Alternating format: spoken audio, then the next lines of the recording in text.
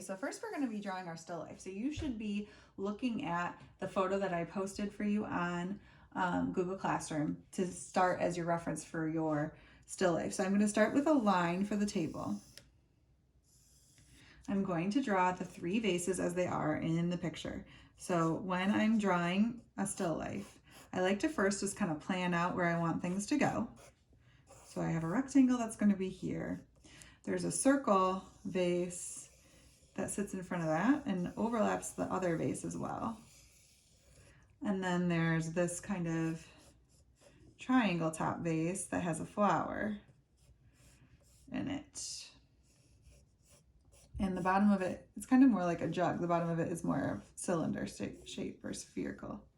Okay, so I have my 3 started general idea. Now I'm going to start adding details to make it look realistic. And when we're doing that, this is going to we're trying to make it look 3-dimensional. So I'm drawing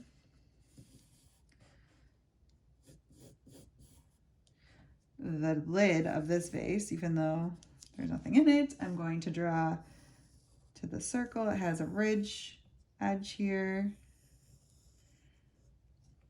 And then the top here. Again, since these are for flowers, right? And if you want to add flowers to all your vases, that's up to you. Or you can just leave them plain.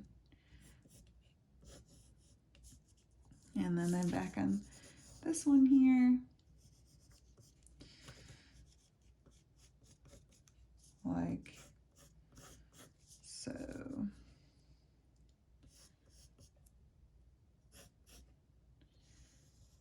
Okay, and then there is a flower in this vase, so I am going to draw the best version of that flower that I can. And that's by breaking something that we see in front of us into shapes.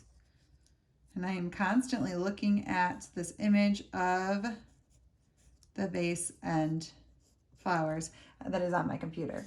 Okay, so now I have my still life drawn. We are going to use a line to draw this. So I don't have to use a ruler or straight edge. I'm just going to try my best to make the straightest lines that I can. So I'm going across the page. When I get to my objects, I'm going to skip. And then we will talk about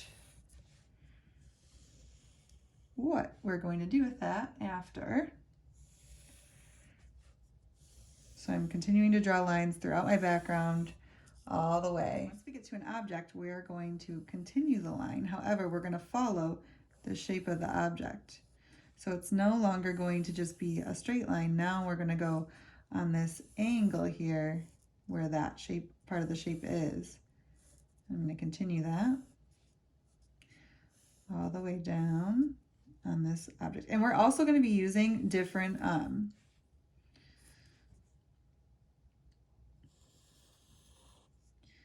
colors when we're doing this, so you will be able to differentiate based on that. So I don't need to trace these lines here. I don't need to trace the vertical lines. Okay, so now when I do a circle object, I'm going to make a rounded line. I'm going to color in the top here. I'm not going to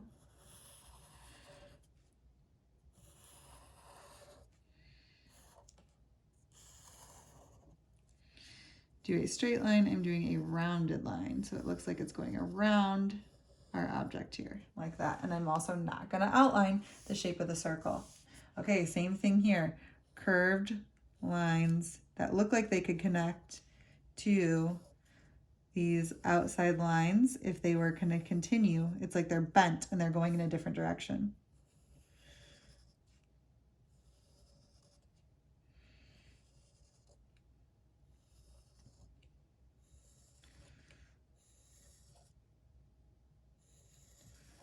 Like so. Again, we're not drawing the edges of our vase, we are just curving line. Now I'm going to color in the stem. And for the flower, I'm just going to do a regular outline, not try and do all that crazy line detail in the flower.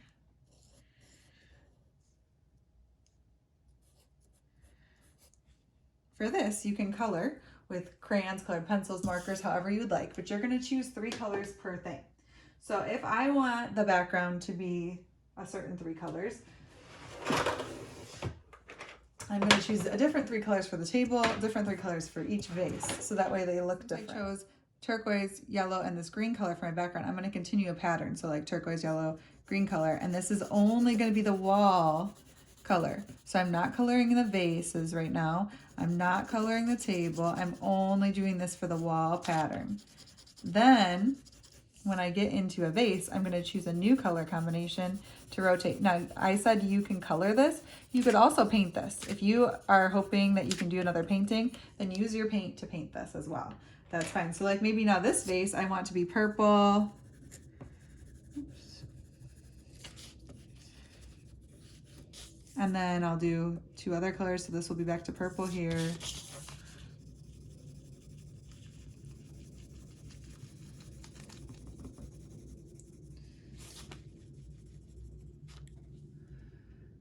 Just like so. And this is still going to be purple as it continues on this edge, but it's not going to be purple in the background because that is actually my turquoise color. You can see in the attached file as well, there is a photo of some examples, student examples of this project. So that is what we're using as our reference for this. And the flower, we're just going to color as a normal flower. So like maybe I have purple, I'm going to use maybe a pink in this one. So then that will be here for this vase. And choose another unrelated color that I have not tried yet. How about like a color like this? So you are continuing to do this for the entire picture, switching colors. Now, if you use something like watercolor paint, it's probably gonna go a lot quicker. If you're using colored pencils or crayon, maybe on the slower side, marker could be in between the two. So make sure you choose a medium that you have time for in order to make a complete, nice, colorful photo of a still life. I'm going to continue doing this as we go.